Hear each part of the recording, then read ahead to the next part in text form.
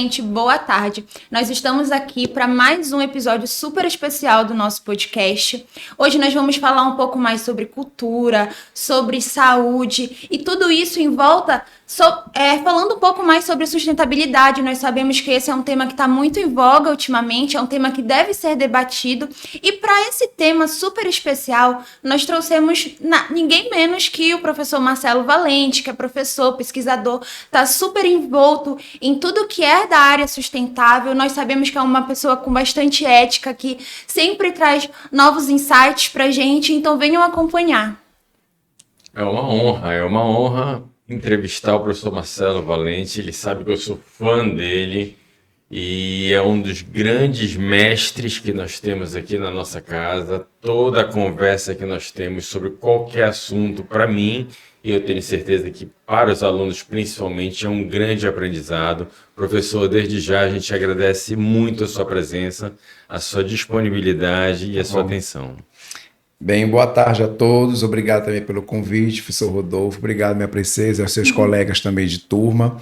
Sabemos que esse aqui é um exercício de extensão, que vocês estão ensaiando muito bem essa coisa do podcast, que eu acho muito legal, bem interessante. Eu, Marcelo Valente, me coloco sempre à disposição de estar conversando o que for de melhor para a gente poder estar aprendendo e ensinando, porque não tem como nós nos tornarmos professores, tornarmos envolvidos em uma bolha.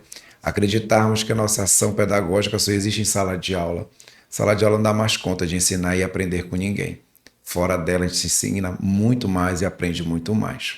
Então vamos iniciar a nossa conversa, né? Vamos lá, professor. Não falei que o cara é fera? Eu sabia disso, né? A ideia de entrevistar, apesar de ser um podcast acadêmico de odontologia e entrevistar alguém que não é especificamente da área da odontologia, é exatamente essa. É tentar ver a odontologia com os olhos de alguém que não é da área e mesmo assim mostrar a relação que tem, a relação que a odontologia tem com tantas outras áreas.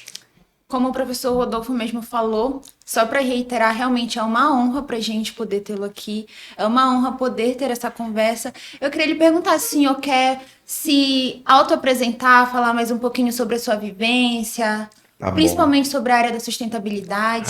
Se ele for falar o currículo dele, a gente não vai ter tempo hábil para o podcast, então bobagem. Deixa eu resumir. Bem, é assim. O Marcelo se constituiu, primeiramente, como professor de arte. Eu tenho licenciatura em arte, tenho licenciatura em pedagogia. Na sequência, fiz 2 especializações, gestão escolar e docência de ensino superior. Fui para o mestrado em educação aqui mesmo no estado, na UEPA, onde eu pesquisei sobre o corpo dentro dos livros didáticos do ensino fundamental. E, na sequência, eu fui para o doutorado em Educação em Ciências, onde lá eu defendi uma tese de que maneira a arte pode estar contribuindo nas aulas de ciências sobre sexualidade. Então, eu trouxe elementos da arte, eu trouxe telas, trouxe poesia, trouxe música, para justamente justificar de que maneira a arte, como um conteúdo, como um componente curricular, ele pode estar transitando dentro da disciplina de ciências, contribuindo sobre o ensino da sexualidade. A tese ela foi muito bem elaborada, foi muito bem pensada. Digamos assim, é um dos meus frutos da pesquisa que eu gosto muito. Escrevi com base na filosofia de Deleuze, que é uma filosofia da diferença, porque eu penso que hoje a educação ela não tem mais condições de ficar solidificada em apenas um território. O território da educação ele é muito amplo. Tanto é que Carlos Rodrigues de Brandão ele nos fala que não existe uma educação, são educações. Nós encontramos com essa educação em casa, na rua, na igreja, seja lá onde nós estivermos. Nós encontramos com a educação. E eu penso que hoje eu estou conversando com vocês aqui com essa ideia da sustentabilidade, com esse olhar dentro da odontologia, que não vai ser específico para o odonto, mas transitar nessa saúde, é pensar que a sustentabilidade hoje, por ela ser essa temática que está sendo tão em voga, tão pronunciada em tempos de Belém, COP30, mas é um assunto que vem desde a década de 90, que tem uma lei nacional, a partir da Lei da Educação Ambiental, que dentro dos artigos ela já apresentava para a gente o quê? Uma preocupação com a sustentabilidade. Só que a sustentabilidade ela avança, Rodolfo, no debate. Por que ela avança? Porque antes se pensava uma sustentabilidade a partir da ideia de flora e de fauna. E pensa-se que essa saúde planetária ela não está em volta apenas dos bichinhos e as folhas. Está em volta em quem habita esse planeta. Quem habita o planeta, quem modifica o planeta, quem organiza o planeta e quem destrói o planeta. E a partir disso, a sustentabilidade ela traz 3 pilares, que é o pilar do ser humano, social, traz o pilar do meio ambiente, sim, pensar na estrutura dos biomas e de ser o que é ecossistema, e o terceiro é o que? O empresariado, a indústria. Se esses 3 não estiverem conversando para sustentar o que nós estamos vivendo, as coisas não vão caminhar.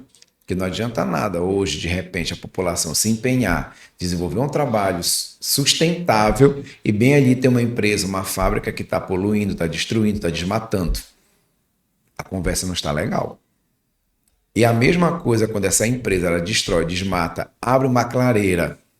Onde estão aquela fauna, aquela flora? Não digo nem tanto a flora, mas a fauna, os animais que saem daquele locus, vão para outro locus, se torna um animal estranho naquele ecossistema e provoca justamente o que? O desequilíbrio. Tanto é que hoje, vocês estão vendo aí as notícias, está tendo novos focos de febre amarela e malária. São os mosquitinhos que estão saindo da sua zona, ali daquela floresta, estão em outros habitats, que justamente estão começando a se proliferar de outros modos.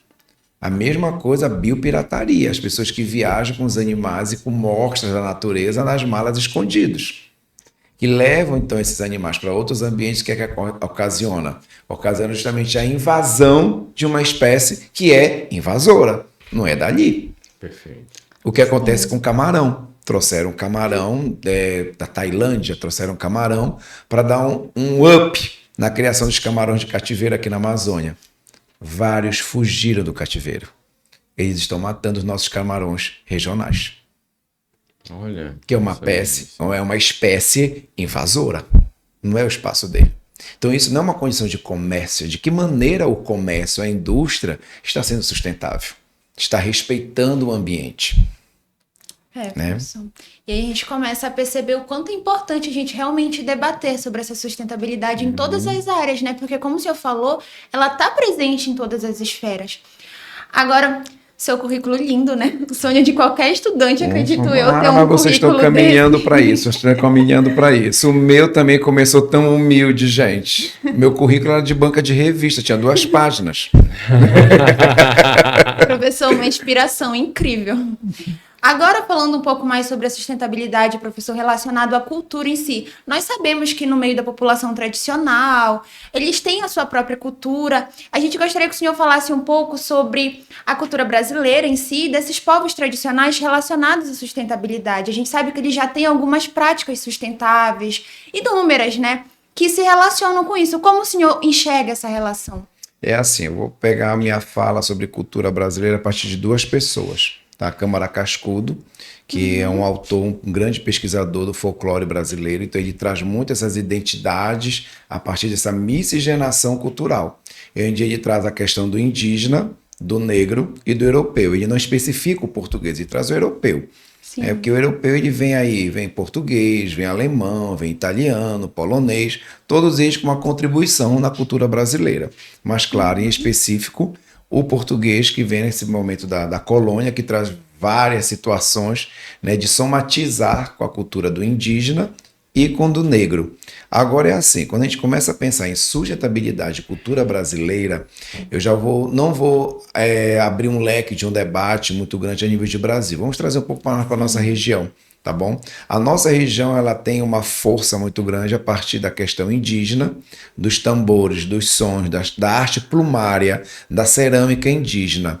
No entanto, o africano ele chega para dar justamente aquela complementude na questão da culinária e alguns ritmos também. Vamos ao encontro do carimbó. O carimbó, o nome original vem de um tambor, curimbó, que é o tronco oco da madeira coberto com uma pele de animal. Que quem já vai dar toda essa estrutura do tambor do carimbó é o negro. Quem vai dar a variante do ritmo é o negro. Mas quem origina a estrutura da dança é o indígena. E onde é que entra o português? O português ele entra justamente num passado do carimbó, onde está no estalado de dedo do carimbó, que já é passo português. Então o carimbó ele é genuinamente de uma miscigenação dessas três, digamos assim, raças, como a gente sempre fala no folclore, né? A partir dessa ideia, porque o movimento ele só passa a ser folclore quando ele passa por alguns estágios. Ele precisa ser antigo, passar por uma antiguidade, ele precisa ter uma extensão, tá? Ele precisa ter uma permanência. Aí ele pode se tornar algo folclórico.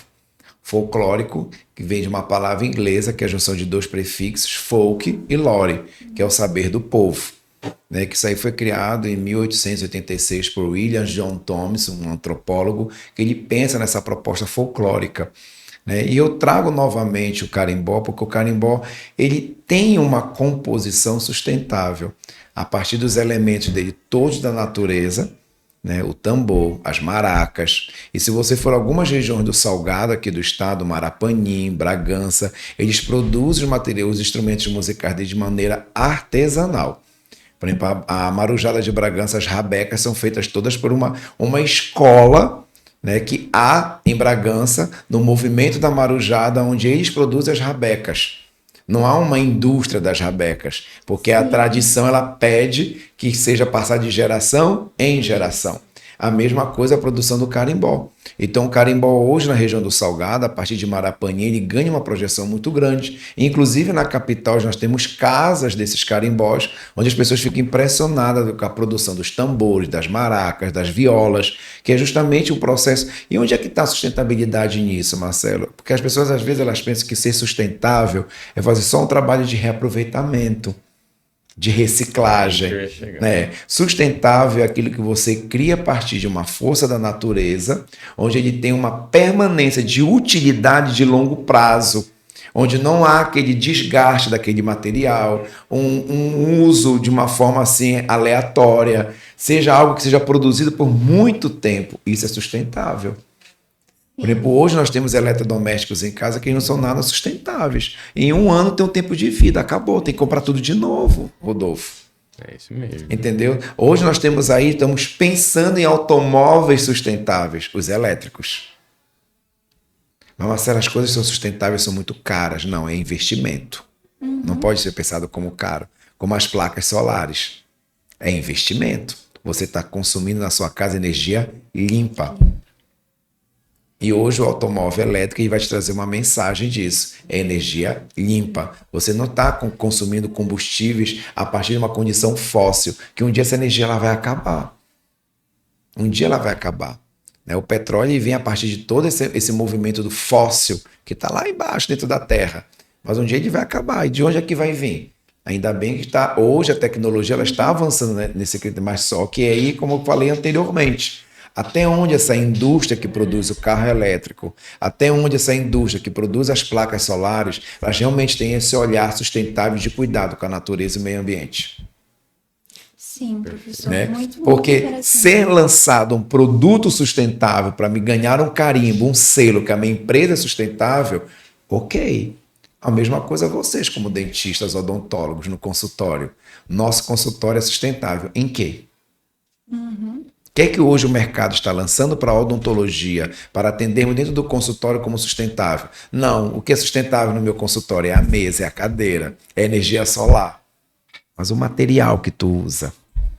Era exatamente isso que eu estava pensando. Não há, na minha cabeça, pensando rapidamente, um equipamento, um instrumento, um material que seja sustentável.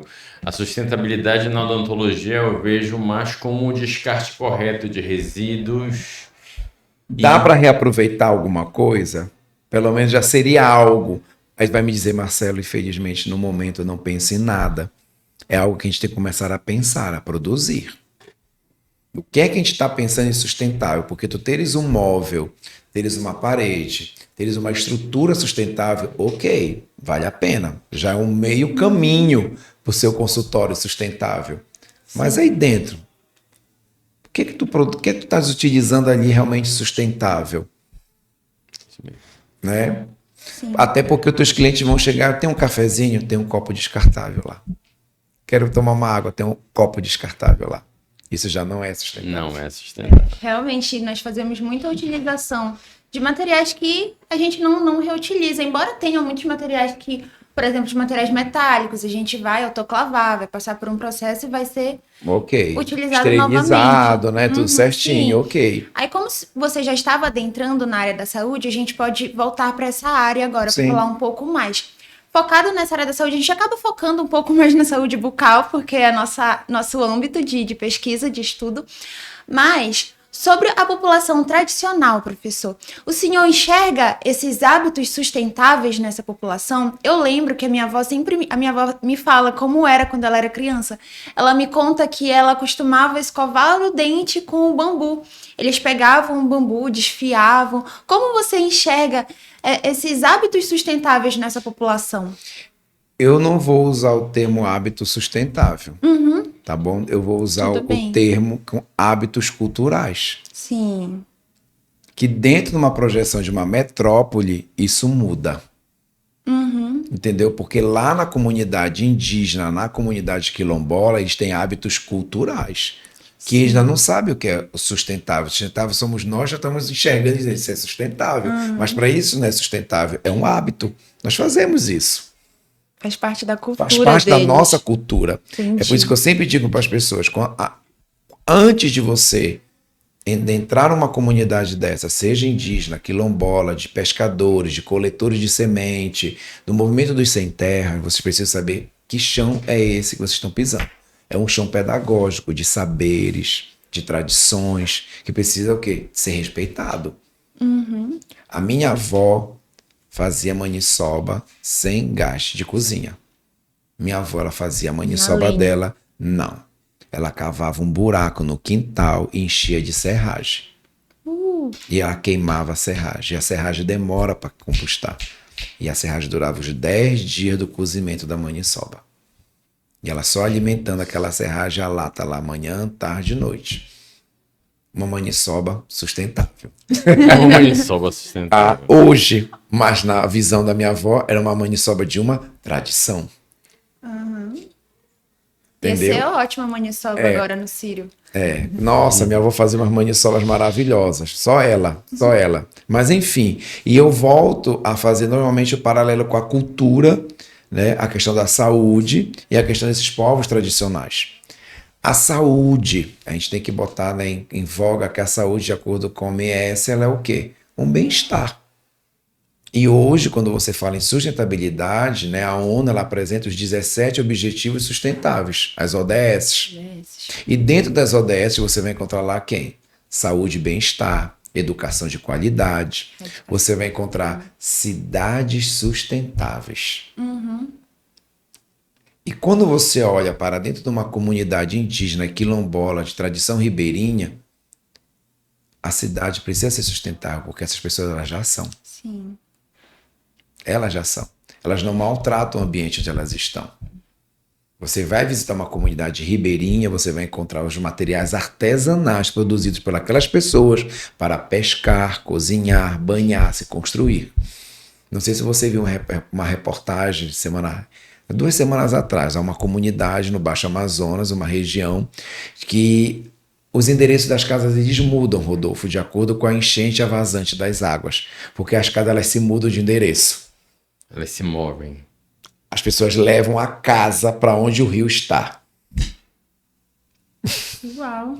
E as madeiras que eles usam é a capuco, a sacu, são madeiras amargas que não dá cupim. E há uma engenharia local, uma arquitetura local sustentável que pensa nisso. Mas isso é minha fala que moro na metrópole. Entre eles não é uma fala sustentável, não é cultural. É cultural.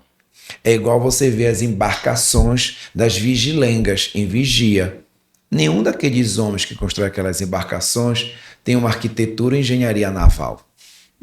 Quem ensinou para eles? A tradição familiar. E eles constroem tudo a partir do saber popular, que é uma sustentabilidade. Na nossa visão metrópole, mas para eles é o quê? Cultura popular. Então a sustentabilidade a gente leva a crer o quê? Que é um hábito de cultura. Como nós vamos desenvolver um hábito de cultura numa metrópole onde as pessoas estão com hábitos de jogar lixo realmente no chão, de não procurar a lixeira, de não guardar o lixo que você produz, Em algumas cidades no Brasil, Rodolfo, eu não quero citar para não ter problemas de comentários, mas em algumas cidades do Brasil, você anda metros e quarteirões onde não há lixeira e as pessoas guardam o lixo que ela produz para descartar no local adequado.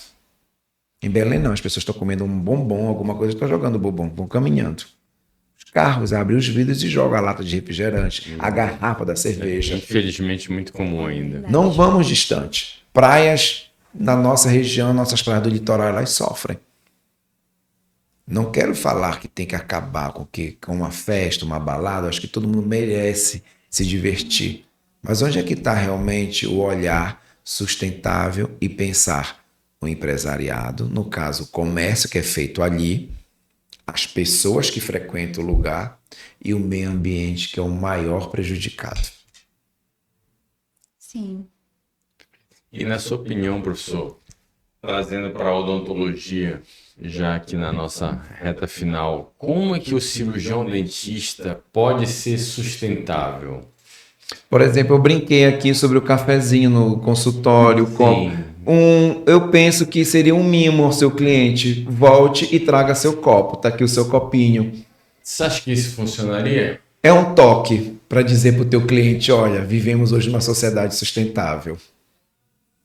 Ou não ter o copo de plástico e servir o café, a água... Numa xícara mesmo. Enfim, né? Mas eu penso que o copo um mimo para o teu cliente, entendeu? Para ele levar com a tua logomarca e tal, que ele já bota aquilo na bolsa e vai usar aquele copo sustentável e já faz a propaganda do teu consultório. Entendi. O consultório do doutor fulano, da doutora fulano, olha, é todo sustentável lá. Os guardanapos, etc e tal. Ele usa papel na impressora para dar alguma receita, usa, mas é papel reciclado. Sim. São pequenos hábitos. Sustentabilidade é cultura. Então, para que você desenvolva o papel sustentável, você o quê? Mergulhar na cultura. Então, vamos desenvolver uma cultura sustentável. Porque quando você fala nas 17 ODS, uma delas está lá também, é uma questão de alfabetização. Combater o analfabetismo, combater uma condição de fome, combater justamente a questão do descarte, né, do descarte inapropriado de algumas situações. De repente, o cliente paciente chega no teu consultório, tu já tens ali as lixeiras, né, do alumínio, do ferro, já dá uma outra impressão. É uma cultura que você está implantando no teu ambiente de trabalho, que aquilo ali vai semeando. Eu vejo isso muito incipiente na odontologia, pelo menos na brasileira que a gente vive aqui. Eu já conheci inúmeros consultórios, clínicas, colegas que não usam desse hábito, infelizmente. Aí há pessoas também, professor Rodolfo, que não notificam o cliente que aqui utilizamos energia limpa. Isso é um slogan lindo, entendeu? Entrar no teu consultório, aqui utilizamos energia limpa por um planeta sustentável. São slogans que a gente precisa colocar. Entendeu? Que é isso que é, por exemplo, hoje o Unifarmasa está entrando já nesse circuito. Em alguns ambientes, alguns slogans, que há uma necessidade. Nós precisamos fazer isso, nós estamos formando opiniões, nós formamos vidas. E hoje, qualquer profissional, eu não estou dizendo só aqui o campo, eu sei que hoje a conversa é nesse campo da saúde, é um olhar especial à odontologia. Mas é pensar que justamente temos um olhar interdisciplinar sobre a causa. Se nós não tivermos esse olhar interdisciplinar, a gente não tem como conversar. E a interdisciplinaridade, ela te provoca a pensar os outros olhares, de outros saberes, outros campos. Eu sou pedagogo falando sobre sustentabilidade. Sim. Seria muito bacana também estar aqui comigo quem? O engenheiro de produção, falando sobre sustentabilidade. Né? Alguém que tenha um doutorado em meio ambiente. Mas o olhar hoje da sustentabilidade, ele não é um foco. Ele é social. Tem que estar todo mundo. É igual você começar a pensar como é que fica a tradição indígena sobre a questão da arte plumária. Eles continuam produzindo cocar com as araras, arara azul, arara vermelha, as plumas dos gaviões, os rituais das meninas, que as meninas, quando chega na lua nova, tem que raspar a cabeça das meninas, cobrir com plumas de filhotes de gavião por conta da pureza e apresentar a lua nova às meninas. Como é que fica essa relação indígena com esse maltrato com os animais? O que vocês acham? O índio não maltrata. Ele tem relação com a natureza, Sim. que nós não temos. Nós não temos. Isso Eu acho que é muito importante a gente ter esses microchoques, porque no final das contas é isso que leva a gente a raciocinar sobre o que a gente está fazendo. Eu particularmente acredito, não sei se vocês concordam, eu acredito que sim, mas eu gosto de receber esses choques de realidade, porque às vezes a gente está tão confortável que a gente não percebe as coisas que estão passando ao nosso redor. E na odontologia isso é muito importante, porque às vezes é tão comum a gente ir no consultório receber um copo de plástico e jogar no lixo, mas se a gente for sendo propiciadores desses microchoques, a gente vai transformando a sociedade, vai transformando a gente, o ambiente que a gente está envolvido. E assim, professor, sobre as pessoas que estão nos assistindo também, se elas tiverem algum interesse a mais de saber mais sobre sustentabilidade, de se aprofundar no assunto, tem algum canal, algum lugar que o senhor nos indique para que a gente possa estudar, se aprofundar nesse assunto? Eu estou me associando, né, a uma associação de redes ibero-americanas das universidades promotoras de saúde. Então lá tem um link, tem um site, né, das instituições, é uma rede ibero-americana das universidades promotoras de saúde, que nós trabalhamos justamente em cima das ODS e desse olhar da biodiversidade e da sustentabilidade, para pensarmos justamente nessa saúde sustentável por um mundo melhor. Tá? Agora, voltando a esse teu choque de realidade, como eu falei, da comunidade indígena, da arte plumária, a outra coisa que eu também fico me perguntando, né? Como foi, de repente, o choque do comércio, da indústria, aqui próximo, na Ilha do Combu, que ali a comunidade toda era ribeirinha. Sim. Eles vivem para o rio e com o rio. Será que hoje a condição de viver com o rio e para o rio é a mesma de 10, 12 anos atrás? Seguramente não. Com a quantidade de comércios que abriram. Onde estão os ribeirinhos da Ilha do Combu? Será que eles ainda estão lá? Uma boa reflexão. Porque o ribeirinho da Ilha do Combu não tem condição de montar um resort na Ilha do Combu. Ele não tem condição financeira para isso. Não é dele. Os ribeirinhos da Ilha do Combu já transitaram, Rodolfo. Eles já estão em outro espaço. Mas lá ainda tem grupos de resistência, né? E os grupos de resistência que eu falo que trabalham justamente com essa economia sustentável. Que tem o Cupulate, que é o Cupuaçu de Chocolate, que lá tem um grupo de mulheres que se reúnem, que elas têm essa lojinha, etc. E tal. E isso aí é algo que tem a cara daquele lugar. Sim. É sustentável, tem um cuidado. E os outros lugares? Como é que está essa cara da Ilha do Combu? Interessantíssimo. E de outros espaços também. Né? E de outros espaços que nós temos aqui no nosso litoral, espaços de manguezais que estão sendo destruídos para construir hotéis, resorts e restaurantes. Que quem frequenta sabe de quem eu estou falando. Que isso maltrata. O mangue, gente, mangue é proteção. A partir do momento que o mangue some, o oceano ele avança. O mangue ele é proteção. Ah, mas ele é feio. Não, ali no mangue tem vida. O caranguejo está lá, o camarão está lá, os turus estão lá. Eles mantêm o ecossistema em equilíbrio. A partir do momento que nós tiramos tanto tempo, por exemplo, o mangal das garças, ninguém tirou o mangal de lá. Se tirar aquele mangue, o mangal some, o rio invade. As aningas estão todas lá protegendo. Não pode tirar aquilo de lá. Além de ser uma proteção ambiental, é uma proteção territorial. Precisamos. Então, é algo que a gente tem que pensar muito. Por exemplo, outro exemplo para vocês aqui a nível de desenvolvimento das cidades. Hoje não, as cidades já estão se pensando muito no seu desenvolvimento. Mas no início do século, Rio de Janeiro não tinha aquela orla toda de Copacabana. Aquela orla de Copacabana foi inventada, ela foi aterrada. A praia de Copacabana era na frente do Copacabana Palace. A praia era ali, saía do hotel Copacabana Palace e estava de cara com a praia. E foi preciso o quê? Aterrar para criar um calçadão, criar uma avenida e criar um banco de areia para as pessoas poderem frequentar. Sim. E hoje a Prefeitura do Rio de Janeiro já está preocupada porque o mar está avançando. que aquilo ali não é natural, foi inventado, foi projetado. Vai ter que novamente botar um novo aterro ali. Sensacional. É a mesma coisa de algum Balneário Camboriú, é do mesmo jeito. Nem à toa, eu nunca fui, mas as pessoas que já foram a Dubai, elas dizem, Marcelo, é muito diferente você ser das belezas naturais do Brasil, quando você chegar em Dubai, que muita coisa lá em Dubai é criado. Obrigada. Porque é no deserto. É no meio do deserto. Então você sente um impacto ambiental, um impacto sustentável de tudo aquilo. É bonito? Nossa, é muito bonito. Mas onde está realmente o valor do natural? Né? Por isso que eu digo para ontem, eu conversei com mais jovens da enfermagem sobre isso. Nossa, o nosso país, é muito rico em bioma. É o único país do mundo riquíssimo em bioma.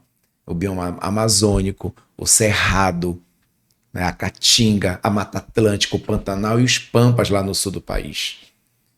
Em nenhum lugar do mundo tu vai encontrar isso, Rodolfo. Essa variação toda. Não vai encontrar, Rodolfo. Agora tem que respeitar. Os bichinhos da Amazônia não vão viver no Pampas. Os bichinhos da Caatinga não vão viver na Mata Atlântica. Tem que respeitar isso daí. Quem fez isso, muito de pensar, foi o filme do Bluey, da Ararinha Azul. Sim. Que quando ela sai do Rio de Janeiro, que ela arara azul, é uma ave da onde? Da Mata Atlântica. Ela veio para a Amazônia e encontrou com quem? As araras vermelhas no Bluey azul. E teve uma briga, que eles quiseram, na verdade, fazer uma brincadeira com Garantido Caprichoso, Sim, arara azul e arara vermelha. Montaram uma arena, etc e tal, para fazer a referência da cultura do lugar. Para vocês justamente perceberem o que? O choque cultural. Se as aves sentem, imaginem nós. Paraense, quando vai para o sul, sofre com o frio. O sulista, quando vem para o norte, sofre com calor. Então, é esse cenário da sustentabilidade que precisa se perceber como cultura. Não é algo que vai se mudar assim no estalar dos dedos. Então, a odontologia tem que começar a entrar no cenário de perceber onde nós podemos ir melhorando culturalmente. E é um grande desafio isso para a odontologia, eu penso. Não só para o E um odonto, prof. desafio lento, eu diria, para ser realizado. Porque ainda está muito enraizado, principalmente em gerações anteriores à minha própria geração. Talvez para as futuras gerações seja mais fácil, mas é muito difícil ainda. É muito difícil. O pensar do sustentável, né, daquilo que te sustenta, que te organiza com essa visão de uma vida planetária de qualidade, não é fácil. Não. Porque nós temos hábitos. Sim. E os nossos hábitos, eles são muito enraizados. Como é que se desconstrói isso? Não desconstrói assim de uma hora para outra. É tempo. É um processo, né? Uma É um transformação processo. de mentalidade. É um processo de entender que toda ação vai ter uma reação. E como a gente pode trazer essa sustentabilidade para ser nosso novo hábito, a nossa nova cultura. Não vamos longe. Vamos montar uma dieta alimentar, né? Algo. Eu não costumo dizer que dieta alimentar é uma reeducação alimentar. Tu vai esquecer tudo que tu fizeste, tu vai te educar novamente. Né? Porque as pessoas não se reeducam. Elas vivem aquele processo de educação constantemente. Então agora o negócio é comer tudo integral. Sim. Houve um tempo que tudo integral era mais barato, Rodolfo. Houve? Que ninguém queria comer comida escura. Macarrão Sim. escuro, arroz escuro. Nossa, que horroroso. Deve estar estragado. Agora é muito mais caro. Ai, agora é muito mais caro, porque é o saudável, é o integral. Será que realmente? Até onde essas transformações ela tem benefícios e malefícios? Ser sustentável não é apenas dizer eu vou distribuir copo para todo mundo. Até onde? Qual a procedência desse copo que se diz que ele é reutilizável? A procedência das coisas. Porque nós temos muitas indústrias que apresentam seus selos de sustentável, amigo da natureza, e a gente sabe que por trás Não é. não é. Professor, o senhor tem alguma mensagem final para dizer para os nossos ouvintes? Olha, a mensagem, eu já não digo que é uma mensagem, porque eu penso que nós seres humanos não dá para a gente viver só de mensagem. Né? Eu penso que é algo assim para nós refletirmos juntos, inclusive eu, né? Porque eu também sou professor, produzo lixo, né? Tenho que aprender a reaproveitar, principalmente a questão de escrever no quadro, a gente utiliza muito pincel atômico. Né? O pincel se desgastou, joga fora. Até onde a gente está reaproveitando isso. Né? Então, a dica que eu dou, a reflexão que eu deixo é de nós realmente olharmos o nosso contexto, as nossas cidades. Eu não digo só Belém, as nossas cidades, onde nós transitamos.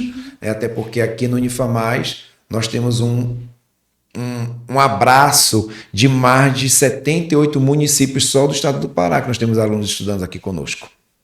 E fora estudantes que vêm de outros estados. Então vamos olhar nossas cidades com o cuidado planetário. Não é para olhar o cuidado, meu interesse, não, é o cuidado planetário. O que é que eu estou produzindo, fazendo, que possa prejudicar o planeta e não apenas a minha cidade. Porque o que está refletindo aqui, reflete lá. E para encerrar aqui minha fala, só para nós podermos assim pensarmos melhor. Muitas pessoas estão fazendo agora turismo numa cidade que eu também tenho a maior vontade de conhecer. Machu Picchu, Cusco, Peru. Né? E agora o ponto alto das fotografias é a montanha colorida. É uma montanha que tem lá, onde ela tem várias cores. Aquela montanha não existia, Rodolfo. Ela começou a aparecer agora por quê? Ela era coberta de gelo, de neve. O aquecimento global revelou a montanha. Olha, não sei. É muito linda para foto, mas tem aí por trás uma mensagem. O mundo aqueceu. E ela nunca mais vai voltar a ter neve. Perfeito. Então, quantas coisas vão estar mudando se a gente não tiver esse olhar sustentável, de uma cultura sustentável, né? Professor Marcelo, nosso mais sincero agradecimento. Eu tenho certeza, eu aprendi muito, eu tenho certeza que quem está ouvindo também vai ficar imensamente grato de poder aprender com uma pessoa que sabe tanto sobre o assunto. A gente espera ter essas oportunidades de conversar com pessoas assim, tão sábias sempre. Muito obrigada por aceitar nosso convite. Claro, sempre que possível. A sua palavra foi ilustre pra gente. Agradeço também, né? Ratifico tudo que a Rayane falou. Agradeço, é sempre um prazer. Como eu disse no início, é sempre um aprendizado falar com o professor Marcelo. E foi uma riqueza muito grande recebê-lo no nosso podcast. Ainda que seja um podcast odontológico, a gente falou muito mais sobre sustentabilidade geral, né, do que exatamente dentro dos consultórios. Então, obrigado pela sua disponibilidade. Tá bom, que agradeço Apareça também. sempre para ensinarmos mais. Vamos lá juntos. Obrigado, Rayane. Obrigado, Rodolfo. Um abraço a todos. Obrigada. Tchau, tchau. Até a próxima.